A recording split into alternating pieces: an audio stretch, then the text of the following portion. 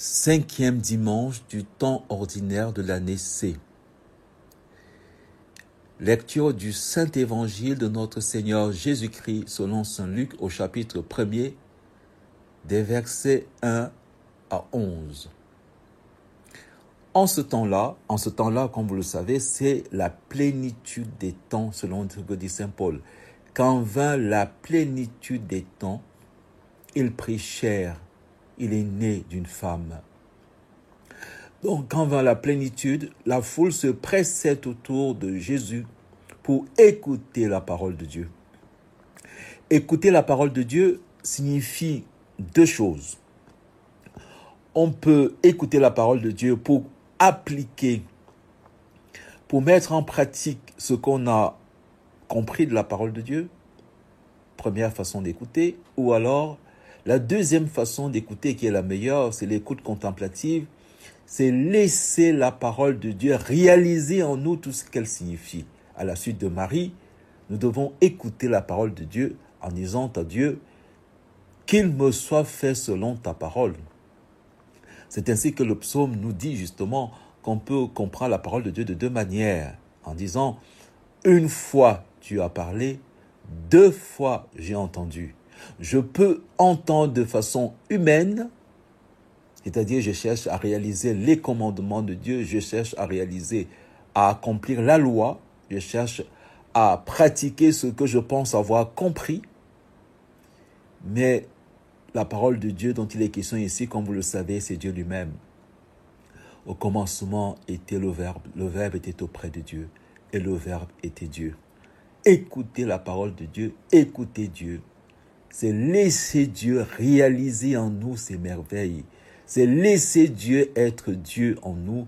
C'est laisser le Verbe s'incarner en nous à la suite de Marie, une fois de plus, qui a su dire, qui a su écouter en disant « Voici la servante du Seigneur, qu'il me soit fait selon ta parole. » Jésus vit deux barques qui se trouvaient au bord du lac. Ah, deux barques.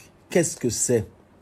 Du point de vue contemplatif, les deux barques renvoient certainement à l'homme et à la femme, la isha, le réceptacle, l'homme et la femme.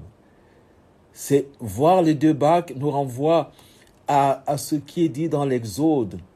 J'ai vu la misère de mon peuple, je suis descendu pour le délivrer. Les deux barques nous renvoient également à la foi et à l'intelligence selon l'encyclique de Pape Jean-Paul II. La foi et la ratio, la foi et l'intelligence contemplative sont comme les deux ailes que Dieu a données à l'esprit humain pour lui permettre de s'élever jusqu'à la contemplation de la vérité. Les deux barques sont donc peuvent également être ce que dit le psaume, amour et vérité se rencontrent. Les deux barques se trouvaient au bord du lac. Les pêcheurs en étaient descendus et lavaient leurs filets.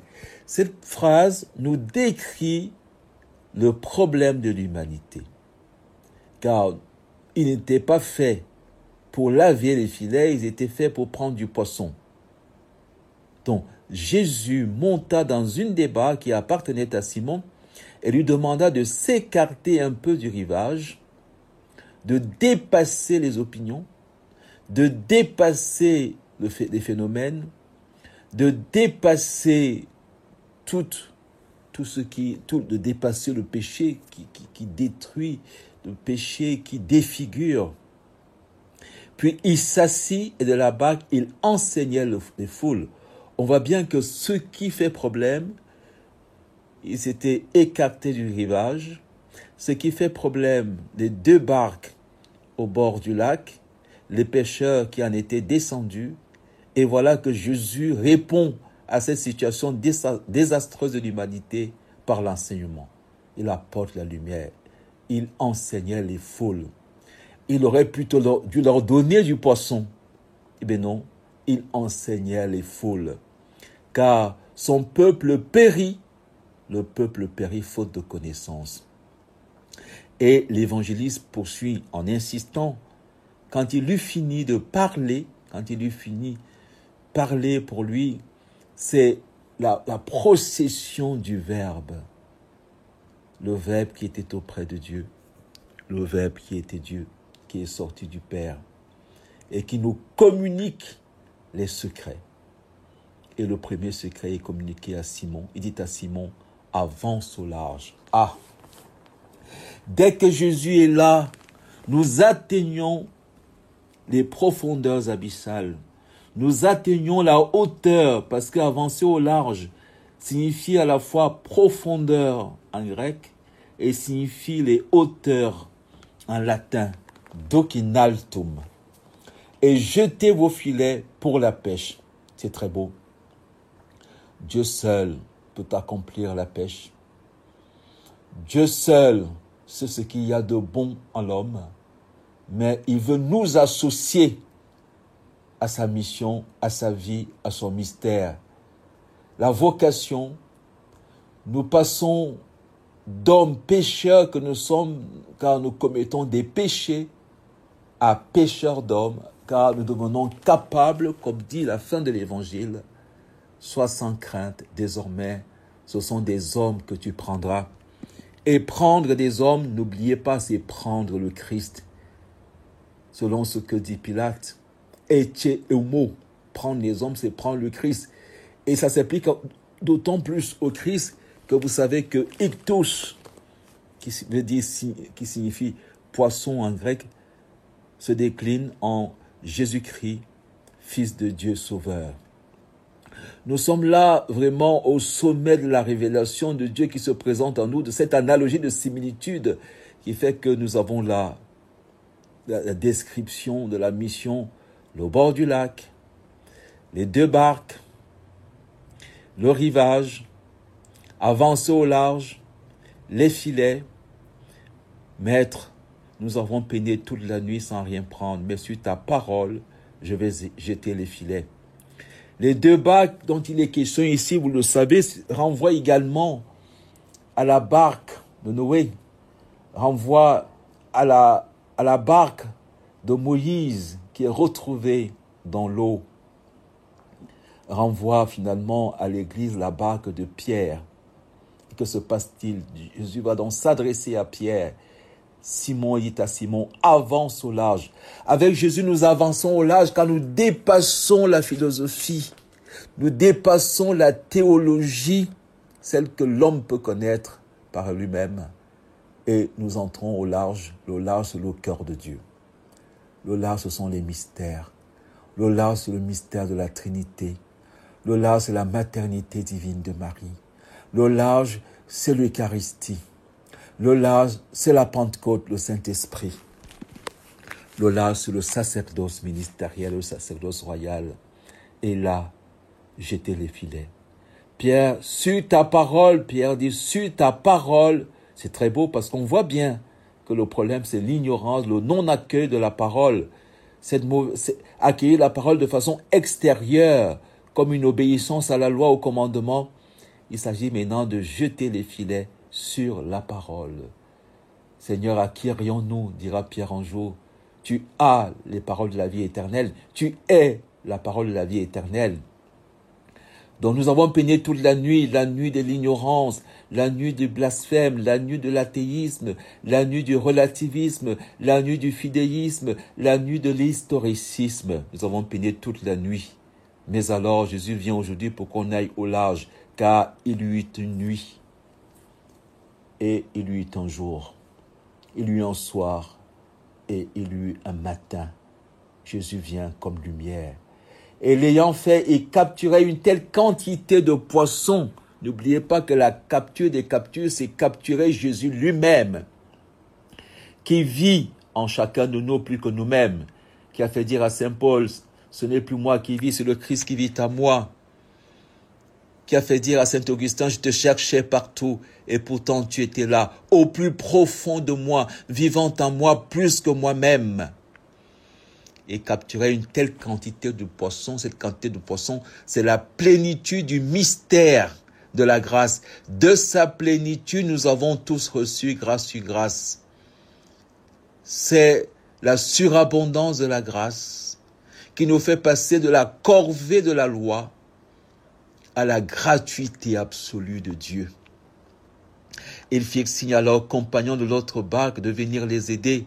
Ceux-ci vinrent et ils remplirent les 2 barques à tel point qu'elles enfonçaient. N'oubliez pas que le mystère de la gloire, c'est le mystère de la kabod, c'est-à-dire du poids de Dieu qui déverse en nous la plénitude de sa grâce comme un poids, au point que l'intelligence et la foi sont remplies de lumière, remplies de Dieu, remplies d'amour et s'enfoncent à cette vue.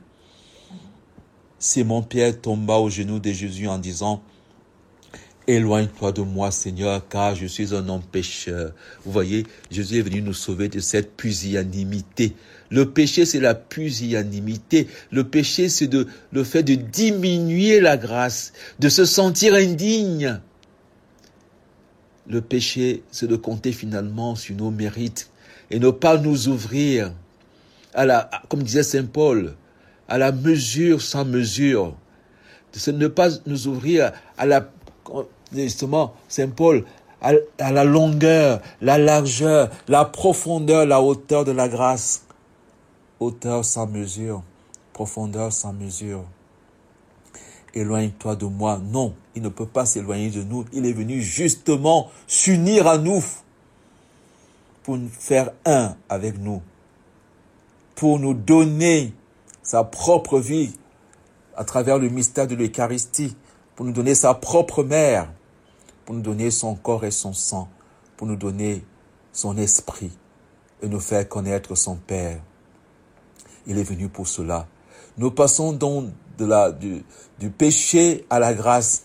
La vocation, nous qui sommes des hommes pécheurs, nous devenons des pécheurs d'hommes, car nous sommes appelés, désormais ce sont des hommes que tu prendras, nous sommes appelés à ressusciter le Christ qui est mort, que nous avons enfui en nous, dans les tombeaux qui sont nos corps, comme diraient les platoniciens, l'âme est le corps et le tombeau de l'âme. Oui, nos corps sont devenus le tombeau du Christ qui est là, et qui demande qu'une seule chose, que nous le laissions vivre, que nous puissions lui dire, Seigneur, avance au large dans ma vie, avance au large, prends possession de mon intelligence, prends possession de mon cœur, prends possession de mon corps, avance au large. Et pour que je puisse désormais réveiller le Christ qui dort en moi et qui dort dans les autres, en entrant dans la plénitude de la grâce. Alors ils ramenèrent les barques au rivage et laissant tout, ils le suivirent. Ils suivirent le Christ. Le Christ, celui que chaque fois que nous rencontrons un homme, c'est la règle de Saint Benoît, c'est le Christ que nous rencontrons. Chaque fois que nous rencontrons un homme, une femme, c'est le Christ que nous rencontrons. Dans l'évangile de la transfiguration, il est dit ceci, quelque chose de tellement merveilleux. Regardons tout autour d'eux, ils ne virent plus que le Christ. Oui, désormais, ce sont les hommes que nous prendrons. Désormais, c'est le Christ qui nous dira, j'avais faim, tu m'as donné à manger, j'avais soif, tu m'as donné à boire, j'étais un étranger, tu m'as accueilli. Qui a dit à Pierre, à Paul, Saul, Saul, c'est moi que tu persécutes. C'est lui qui est désormais là dans chaque homme. Nous devons prendre le Christ qui est dans chaque homme et aider chaque homme à prendre lui-même le Christ qui est en lui. Oui, le mystère est tellement grand. Le mystère de l'humanité de Dieu et le mystère de la divinité de l'homme. Dieu s'est fait homme afin que l'homme soit fait Dieu. Seigneur, aide-nous à devenir, nous qui sommes des hommes pécheurs, aide-nous par ta grâce, à la suite de Marie, à devenir des pécheurs d'hommes, à pécher le Christ qui est en nous, au plus profond de nous, qui vit en nous plus que lui-même, plus que nous-mêmes, qui vit en nous plus que nous-mêmes, que nous puissions lui dire, avance au large. Désormais, ce sont les hommes que toi, le Christ, tu prendras en nous, car l'homme, ce qu'il y a en nous, est ta beauté. Ce sont les hommes que tu prendras.